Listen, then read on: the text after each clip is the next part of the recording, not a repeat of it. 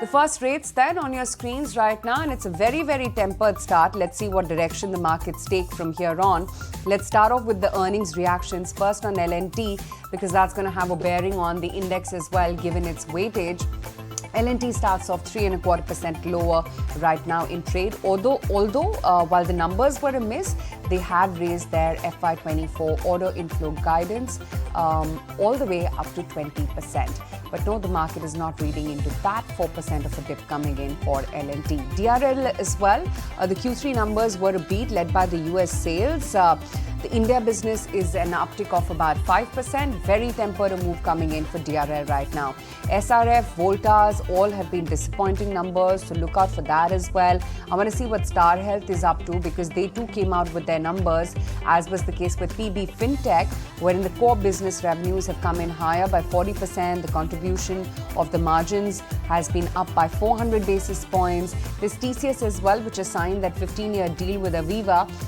Reports are saying that the deal size is a mammoth $2.5 billion, 0.5% higher for TCS as we speak.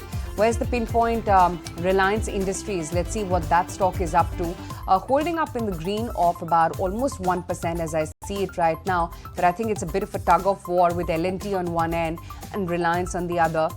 Reliance really not being able to do all that heavy lifting, even though the stock is still holding up 1% in the green as we speak right now. The government has cut the import duty on mobile phone parts.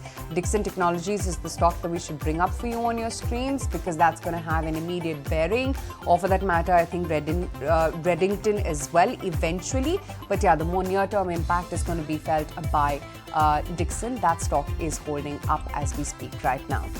But that's pretty much it. Where else are you seeing any varied reaction, if at all? Voltas, they've reported a loss led by projects business, so look out for that as well.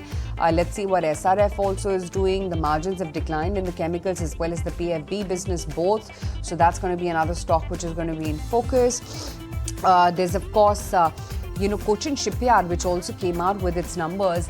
And given the tilt of the market, which has been so skewed towards the defense names, 5.5% of a gap up coming in on Cochin Shipyard, and I don't think that stock is going to abate anytime. The margins came in at 29% versus a comparable of 23%, and the revenues also have seen a mammoth uptick of 64.5%. So for all those naysayers who thought that these pockets have run up ahead of the fundamentals, clearly not, because the growth numbers seem to be justifying that kind of a parabolic move.